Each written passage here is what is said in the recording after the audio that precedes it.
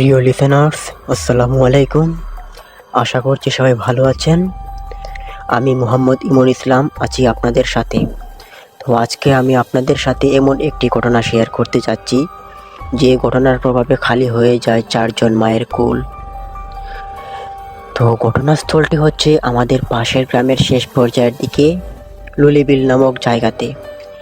আর ওই ঘটনাস্থলের শিকার হয়েছেন আমার একজন চাচাতো বোন। ওনার নাম সাবিনা আক্তার। ঘটনাটি ওনাকে নিয়ে সূত্রপাত ঘটে। তো ছোটবেলা থেকেই সাবিনা আপুদের পরিবার ছিল খুব দরিদ্র। তো কোনো এক পর্যায়ে সাবিনা আপুর বিয়ে হয়। তো ওনার আর্থিক অবস্থা অসচ্ছল থাকার কারণে একটি দরিদ্র ফ্যামিলির ছেলেকে তিনি বিয়ে করেন। তো যাই হোক, সংসার করছেন খুব সুখ শান্তিতেই। সাবিনা আপুর স্বামী রাজমিস্ত্রির কাজ করে তাদের সংসার চালাতেন। এক পর্যায়ে সাবিনা আপুর একটা ছেলে সন্তান হয়। তো ছেলে সন্তান হওয়ার আনন্দে সাবিনা আপু এবং তার স্বামী সহ সবাই খুশি হন। ছেলেটাকে মাদ্রাসায় পড়াবেন বলে সবাই নিয়ত করে থাকে। তো ছেলেটার নাম দিল মোহাম্মদ বাক্কার। এইভাবে তাদের সন্তানদের নিয়ে কেটে যায় 5টা বছর। কিন্তু তাদের ছেলেটা ছিল একটু চঞ্চল প্রকৃতির। তো পরবর্তীতে সাবিনা আপুর ছেলেটিকে একটি মাদ্রাসায় ভর্তি করে দেন। এইভাবেই চলছিল তাদের দিনকাল। ছেলেটার প্রতি শুক্রবারে ছুটি পেত, তখন তার মা বাড়িতে নিয়ে আসতো, এনে ভালো মন্দ রান্না করে খাওয়াতেন। কিন্তু বাচ্চা ছেলেটি যখন শুক্রবার দিন বাড়িতে আসতো তখন আর যেতে চাইতো না মাদ্রাসায়। তো এরূপ করার কারণে অনেকে অনেকভাবে বাচ্চা ছেলেটিকে গালিগালাজ করতো, বকাঝকা করতো, শাসন করত। এইভাবে তাকে শাসনের উপরে রাখা হতো। তো বরাবরের মতোই আবার একটি শুক্রবার আসে। তো সাবিনা আপু সকালবেলা চলে যান ছেলেকে আনার জন্য। সাবিনা আপু তার ছেলেকে মাদ্রাসা থেকে নিয়ে আসেন। তো ছেলেকে বাড়িতে নিয়ে এসে সাবিনা আপু ফ্রিজ থেকে মুরগির মাংস আনতে গেলেন। মাংস এনে দেখলেন তার ছেলে আর অন্যান্য দিনের মতো দুষ্টুমিতে মেতে নেই, চুপ করে বিছানায় বসে রয়েছে। তো সাবিনা আপু আশ্চর্য হলো এবং বলল, আজকে আমার বাবাটাকে এত শান্ত দেখাচ্ছে কেন? কি হয়েছে? মন খারাপ নাকি? এরূপ বলার পরও তার ছেলে কোনো রকম উত্তর দেয়নি।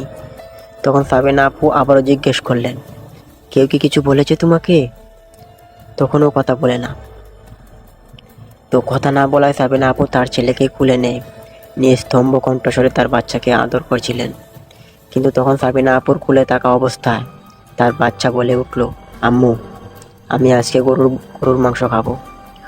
তখন তার মা কোথা থেকে গরুর মাংস আনবেন? তো গরুর মাংস বাড়িতে না থাকার কারণে, হাতে টাকা পয়সা না থাকার কারণে বাচ্চা ছেলেটিকে সান্ত্বনা দিয়ে বললেন, দেখো বাবা, আজকে তো গরুর গোশত নেই, তোমার জন্য মুরগির গোশত নিয়ে এসেছি। তো ছেলেটি বায়না ধরলই, বলল, আজকে গরুর গোশত ছাড়া ভাত খাবো না। এই রকম পরিস্থিতিতে হাতে টাকাও নেই যে তার মা তাকে গরুর গোশত এনে খাওয়াবে। তখন সাবিনা আপু তার ছেলেকে আর বোঝাতে না পেরে ধমক দিয়ে বললেন, সবসময় তোর কাটতের আমি, মুরগির গোশত দিয়ে খাইলে খা, আর না খাইলে কোথায় যাবি যা। কিন্তু কেই বা জানতো সেই দিনের খাওয়াটা ছিল সাবিনা আপুর ছেলের শেষ খাওয়া। তো কিছুক্ষণ পর সাবিনা আপু রান্না বসালেন, আর তার ছেলে বাইরে খেলতে গেছে তার ছোট চাচাতো বোনের সাথে। তার চাচাতো বোন ও তার মতোই ছোট ছিল। তো তারা একটা দিঘির ঘাটে যায়। দিঘিটা একটু ভিতরে, নিরালা থাকে সবসময়। ওই দিঘিতে তারা 2 বাচ্চা মিলে শামুক কুড়াচ্ছিল। শামুক কুড়াতে কুড়াতে এক পর্যায়ে সাবিনা আপুর ছেলেকে তার সাথে থাকা ছোট মেয়েটি আর দেখতে পারছে না। তো না দেখার কারণে তাকে ডাকাডাকি করছে। তো এক পর্যায়ে তার চোখ যায় দিঘির মাঝখানের দিকে। তখন সে ভাবলো বাক্কার মনে হয় পানিতে ডুবে গিয়েছে। তখন সে দৌড় দিয়ে উপরে ওঠে এবং চিৎকার শুরু করলো। কিন্তু ঠিক দুপুরবেলা, আশেপাশে কেউ নেই। সে বলতে লাগলো, বাক্কার পানিতে পড়ে গেছে, কেউ তুলো এসে। এইভাবে চিৎকার করার পর অপর পাশে থাকা একজন মহিলা পাতা ঝাড়ু দিচ্ছিলেন। তখন তিনি দৌড়ে আসলেন। এসে বাচ্চা মেয়েটির এমন কথা শুনে তিনি ওই দিঘিতে ঝাঁপ দিলেন। অতঃপর ছেলেটির কাছে পৌঁছে তাকে কাঁধে করে নিয়ে কিনারায় আসলেন। কিন্তু ততক্ষণে যা হওয়ার তা হয়ে গেছে। সাবিনা আপুর ছেলে বাক্কার আর বেঁচে নেই। তখন তাদের চিৎকার চেঁচামেচিতে জড়ো হয় কিছু সংখ্যক লোক। তাদের মধ্যে কেউ একজন গিয়ে সাবিনা আপুকে এই খবরটা দেন। তখন তিনি বাড়ি থেকে দৌড়ে বেরোলেন, এক দৌড়ে ছেলের কাছে গেলেন। তো গিয়ে দেখেন তার ছেলের পেট ফুলে গেছে। ওইখানে থাকা মানুষ তার ছেলের শরীর থেকে গেঞ্জিটা খুললেন। তো গেঞ্জিটা খোলার পর সবাই তার শরীরে এমন দৃশ্য দেখছিল যা কেউ কখনো কল্পনাই করেনি। সবাই দেখলো সাবিনা আপুর ছেলের পিঠের মধ্যে বেশ বড় বড় 5টা আঙ্গুলের লাল বর্ণের দাগ খুব গাঢ়ভাবে বেশি রয়েছে। নিজের ছেলের এইরকম অবস্থা দেখে সাবিনা আপু বেহুশ হয়ে পড়েন। তখন ওইখানে থাকা এলাকার মানুষ তারা 2 মা ছেলেকে তাদের বাড়িতে নিয়ে যান এবং তার মায়ের জ্ঞান ফেরানোর জন্য অনেকে ডাকাডাকি করেছে, পানি দিয়েছে চোখে মুখে। তো এক পর্যায়ে সাবিনা আপুর জ্ঞান ফিরে, কিন্তু তিনি খুবই ভেঙে পড়েছেন তার একমাত্র শিশু বাচ্চাটির জন্য। সে মানতে পারছে না তার ছেলের মৃত্যু। এই রকম অবস্থায় সবাই তার ছেলেকে দাফন দেওয়ার ব্যবস্থা করবেন, কিন্তু তার বাবা রাজমিস্ত্রির কাজ থেকে এখনও ফেরেনি। কেউ একজন তার বাবাকে এই দুঃসংবাদ দেন মোবাইলের মাধ্যমে। তো তিনি এই খবর পেয়ে কাজ বাদ দিয়ে দৌড়ে বাড়িতে আসেন। এসে দেখতে পেলেন তার ছেলের মৃতদেহ পড়ে রয়েছে। কাছে গিয়ে দেখলো পিঠের মধ্যে বড় বড় 5টা আঙ্গুলে লাল বর্ণের দাগ। এইসব দেখে কান্নায় ভেঙে পড়েন তার বাবাও। তো কান্না শেষে এক পর্যায়ে সাবিনা আপুর স্বামীর খুব জোর রাগ উঠে। তিনি বলতে লাগলেন, সাবিনা, তোর জন্য আমার ছেলে আজকে আর এই দুনিয়াতে নেই, তোকে আমি ছাড়বো না। এই বলে তিনি লাঠি নিয়ে সাবিনা আপুকে খুব জোর পিটাতে শুরু করলেন। এইরকম চলাকালীন সময় পাশে থাকা মানুষ সবাই তাকে ফিরিয়ে সান্ত্বনা দিয়ে সব কিছু ঠান্ডা করলো। তো পরবর্তীতে সবাই রেডি হয় তার ছেলের জানাজা পড়ানোর জন্য, দাফন দেওয়ার জন্য। সব রকম নিয়ম অনুযায়ী দাফন সমাপ্তি দেওয়া হয় সাবিনা আপুর আদরের ছেলেটাকে।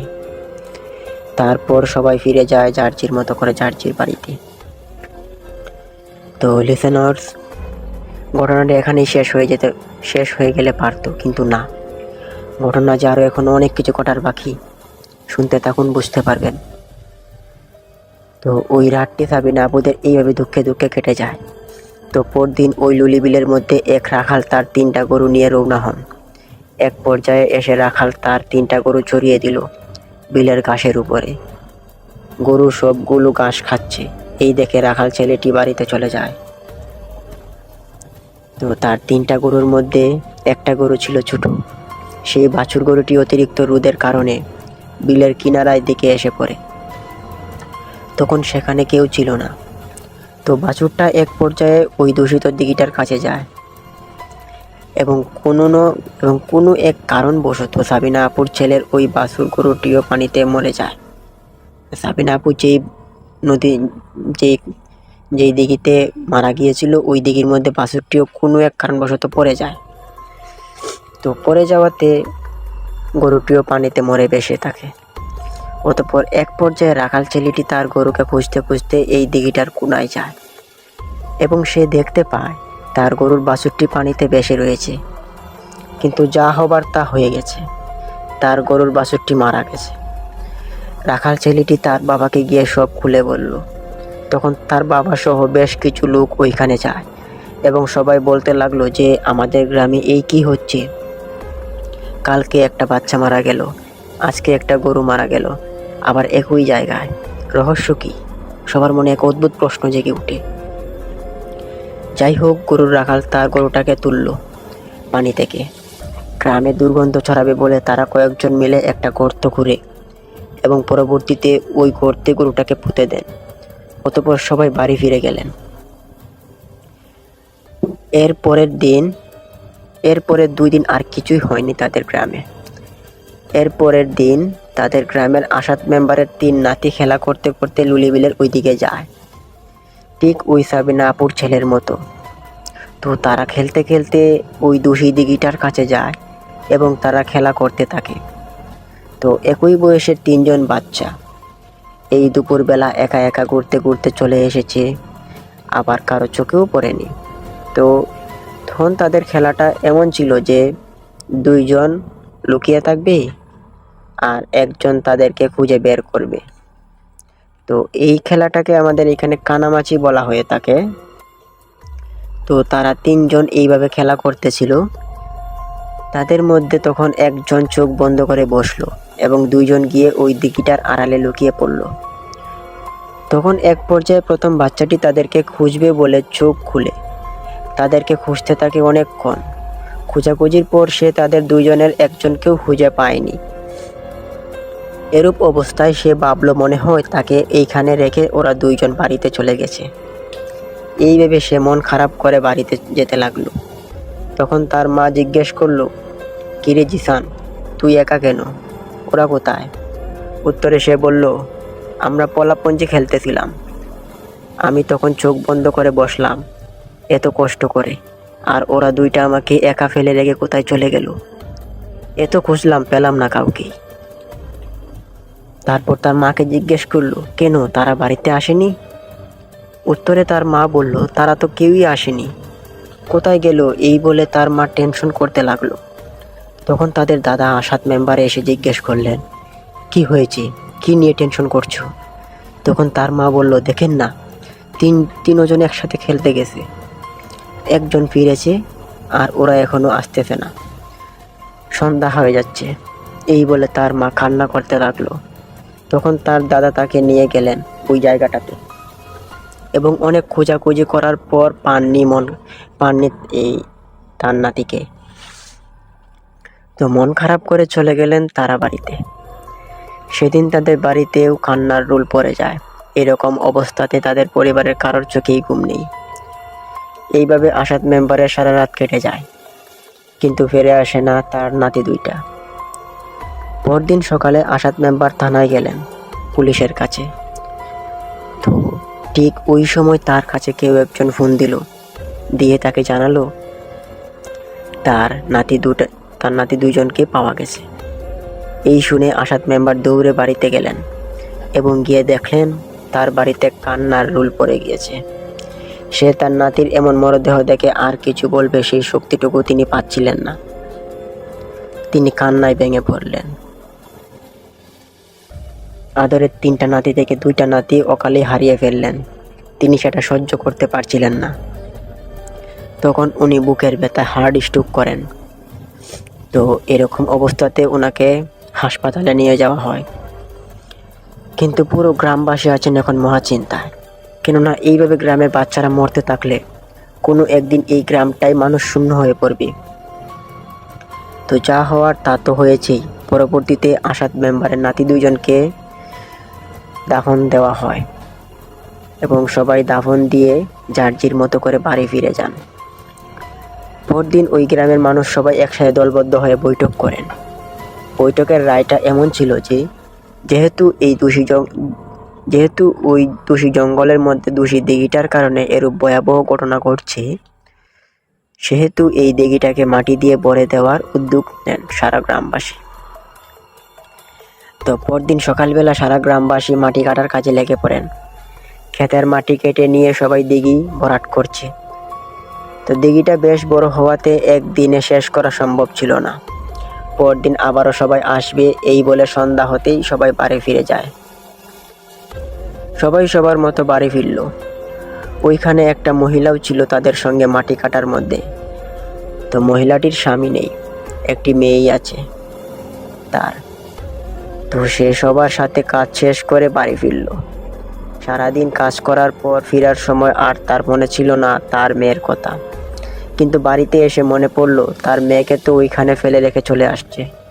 মহিলাটি পাগলের মতো দৌড়ে গেলেন ওই দিঘিটার কাছে। তার এরূপ দৌড় দেখে তার সাথে আরও অনেক মানুষ রওনা দিল।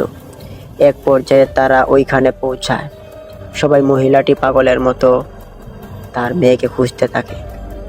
তো মহিলাটি ডাকতে থাকে এবং অনেকভাবে চিৎকার করতে থাকে।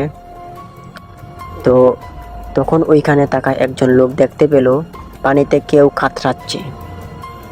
তখন আর দেরি না করে লোকটি ঝাঁপ দিল, তাড়াতাড়ি করে বাচ্চাটিকে কিনারায় এনে তুলল এবং পেটে প্রচুর পরিমাণে পানি ঢুকায় বাচ্চাটিকে মাথার উপরে তুলে ঘুরালেন এবং সব রকম প্রাথমিক চিকিৎসার দ্বারা তার মেয়েটির পেট থেকে পানি বের করা হয়। পরবর্তীতে হাসপাতালে নিয়ে যাওয়া হয়। সেখানে চিকিৎসায় বাচ্চাটি বেঁচে গেল। বাচ্চাটি বাঁচায় তার মা খুশিতে আত্মহারা। তো এই খুশিটা একমাত্র মায়েরাই বুঝে। তো যাই হোক, গ্রামবাসী কেউ পিছিয়ে যাননি। তারা পুরো 3 দিন সময় ধরে পুকুরটিকে ভরাট করে দেন এবং ভালো ভালো কিছু উপস্থাপনা করা হয়। সেখানে সবাই দোয়া পড়ে জায়গাটাতে আর এরকম না হওয়ার জন্য। তো এখন এরকম ঘটনা থেকে সবাই মুক্তি পেয়েছে, সবাই এখন সুখে শান্তিতেই আছেন। কিন্তু এই ঘটনার যে মায়ের কুল খালি হয়েছে, একমাত্র তারাই বুঝতে পেরেছে তাদের কত যন্ত্রণা। তো হাউএভার প্রিয় লিসেনার্স, উক্ত ঘটনাটি আমাদের গ্রামের সবার মনে গেঁথে রয়েছে, তাই ভাবলাম আপনাদের মাঝেও ঘটনাটি শেয়ার করি। তো আপনাদের কাছে আমার একটা রিকোয়েস্ট থাকবে, যদি আমাদের এই উক্ত ঘটনাটি আপনাদের ভালো লেগে থাকে তাহলে একটা লাইক দিবেন, কমেন্ট করে জানাবেন কেমন লাগলো, আর আমাদের ইতিকথা ভৌতিক এপিসোড চ্যানেলটিকে সাবস্ক্রাইব করে আমাদের পাশে থাকুন। তো প্রিয় লিসেনার্স, দেখা হচ্ছে আগামীকাল কোনো এক নতুন ঘটনা নিয়ে। ততক্ষণ দোয়া রইল, ভালো থাকুন, সুস্থ থাকুন, আল্লাহ হাফেজ।